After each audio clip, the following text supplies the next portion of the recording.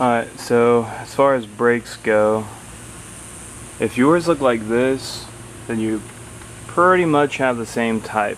Doesn't necessarily mean matter what year it is, but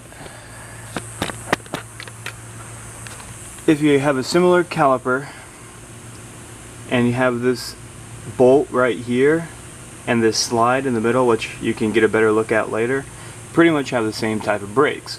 On the 250s and 350s, they had double piston, so they're a lot longer, and you can't really see it, but I'll show you later. This piston here, there's two of them. So if you have that style, I'm not 100% sure if this way would still be the same way of taking them off, but I imagine it would be close. This bolt.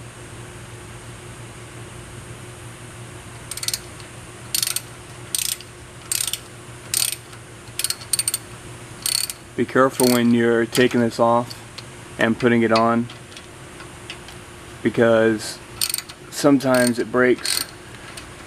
Because with your brakes on your car, when you use them, they get hot and then they cool down in the parking lot, and then they heat up again and they cool down again. But when you cool down steel slowly, it loses its temper, as opposed to rapidly cooling it, it would keep its temper. So when you take this out, be gentle, and then when you put it back in, don't force it in. It doesn't have to be tight, it just has to be all the way on, because as you can see, it's fairly long and it's just keeping this slide from moving out, and I'll show you that later. But if you do break one like I have before, go to your local auto parts store and buy some new ones. So this is what it looks like. Anywho. Alright, so I got my hammer. Now, if you can see it, I'll show you better later. Can't talk. But if you can see it with the light, it's right here. There's a slide. It's two pieces. One piece is down here with the two half circles. One which you put a bolt through. Then there's a top piece that applies pressure from the caliper to the slide, keeping the slide in place and keeping the caliper up at the proper orientation. So you get a rubber mallet or a hammer, you get a screwdriver. We're going to hammer this out towards the back. So with your hammer or your screwdriver on the actual slide part, not the little cotter pin, if you will. It's not a cotter pin, but you get my point. If you put it on the actual slide that's thicker, we can hammer that out towards the back.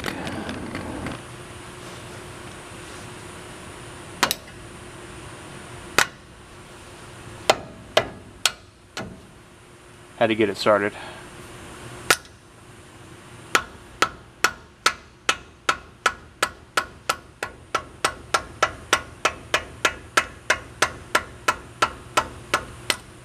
Alright, just saw the caliper drop down about 1/8 of an inch, slides coming out. So you have the slide part, which is what I'm calling it a slide. Looks like that. Alright, then you have the cotter pin, which is not a cotter pin, but for lack of a better term, and that goes on top of the slide to apply pressure to both the caliper and the slide. Alright. So you don't have to disconnect your line. You can if you want, you don't need to. Alright, so one thing you're going to do before you go any further is you're going to go up top, take off your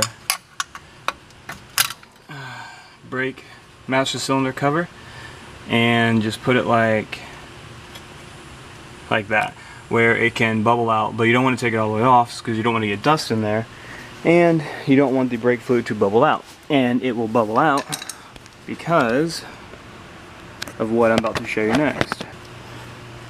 I don't know if you can see it very well, but in this hole you have the brake piston. So what you want to do is get the screwdriver, a sturdy screwdriver, between the piston, the actual metal part, not the rubber boot, which is right there. You don't want to break that. Actually, mine's kind of flimsy. I'll deal with that later. But there's a metal ring, get between that and the rotor.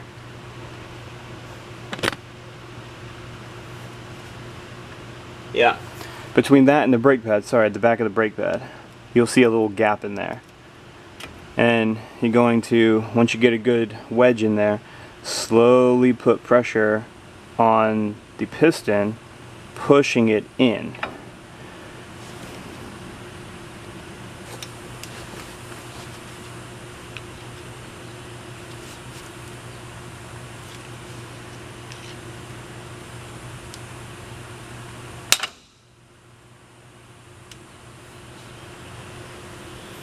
And that's why you need a sturdy screwdriver.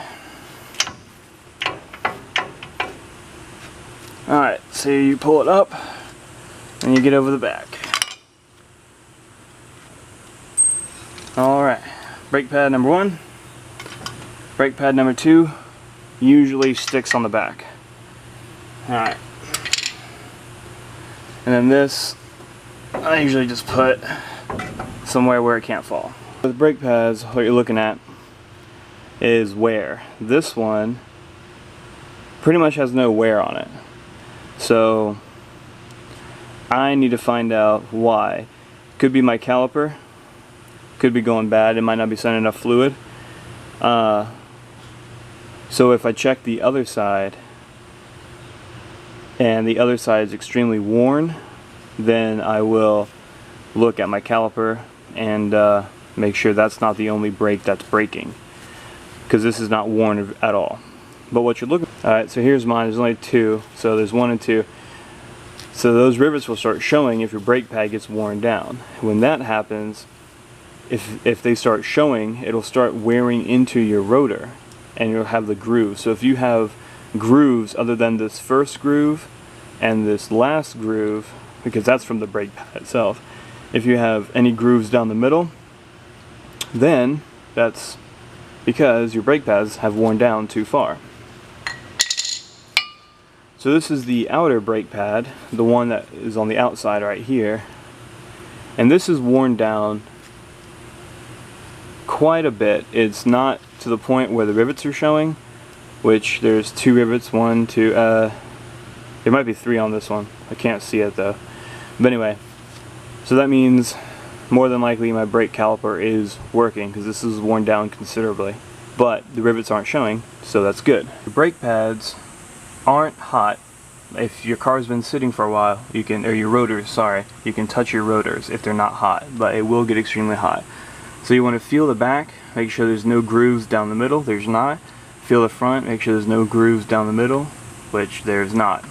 You'll have this shiny part here, and this groove right here. That's because your brake pad is that thick, or that wide. That's okay. If that gets down too far though, you're going to have to change your rotors. But we'll discuss that later.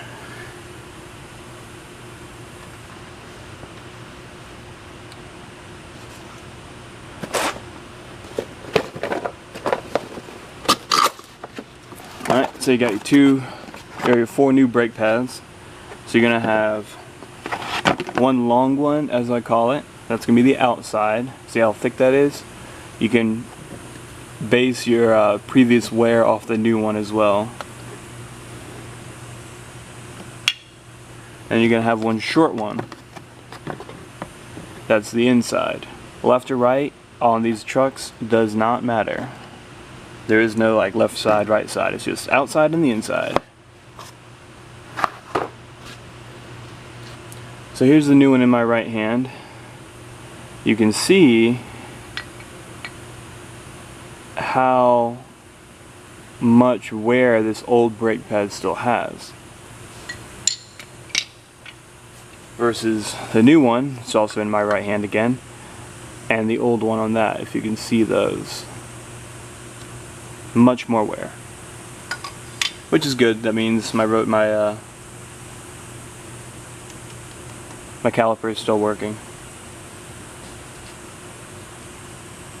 And then you can check on your piston the rubber seal. Check that for any cracks or whatever. If that's cracked, you should have leaking fluid.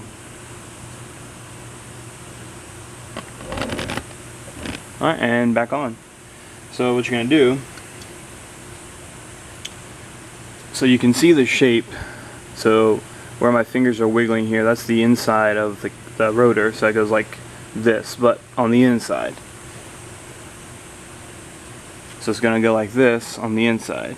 But on the back, the inside, you have a little groove where it sits. What to do on the inside brake pad is the ends, I had to file this one down on this side and this side. Never had to do that before.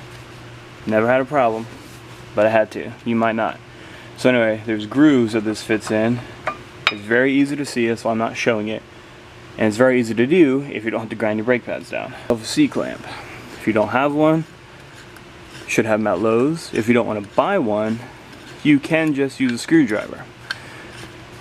When you put the front brake pad on and you try to wiggle this thing on, just use a screwdriver in the same manner as we did before to move that piston back in the caliper. Just make sure you have your brake master cylinder lid off. Alright. So what you're going to do is you're going to take your caliper here and your old brake pad, like so.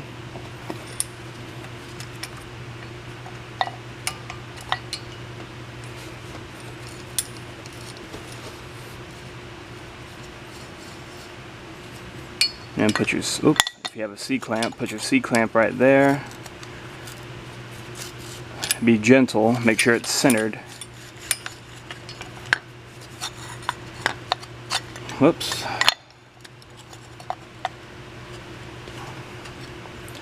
Better if someone's holding it, but you know. Alright, and then just apply pressure slowly, pushing that piston back in there.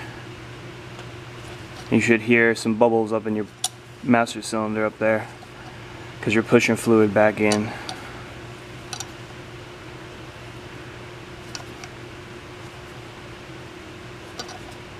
Make sure it has no cracks.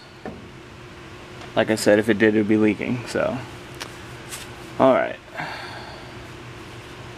So this part goes on the bottom. This weird wedge looking shape. Actually, you have one on top, but alright. So it's gonna go in there like that. So your inside brake pad's there. So you can get your new brake pad on the outside. And you're gonna put it in.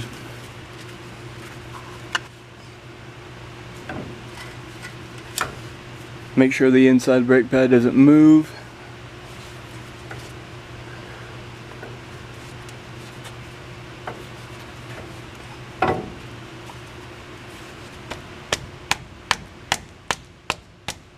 Hammer fist it on.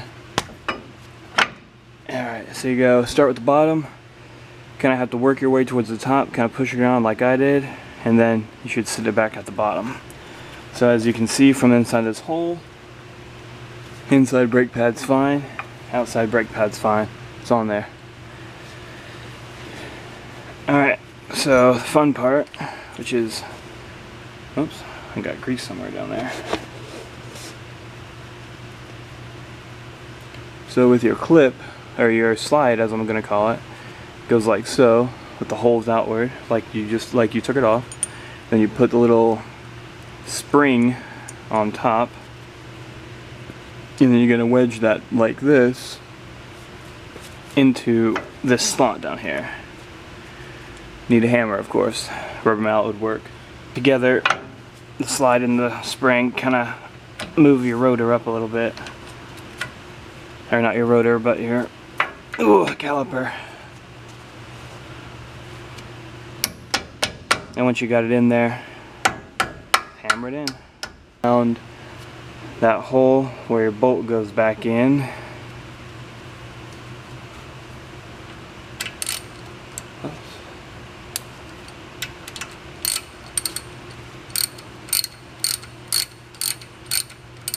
And like I said, don't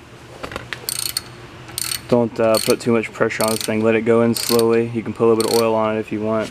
I usually do, but I didn't today.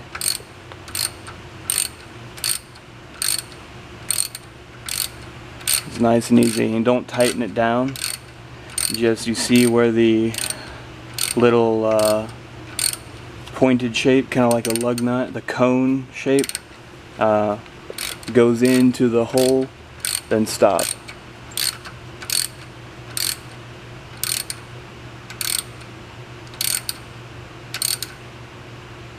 Alright, and then stop. Does not have to be tight, it won't come out. Alright, and then you're done. Same thing for the other side. One thing I would recommend, sometimes on brake pads, I don't know if you can see it, but there's a little piece of metal right here.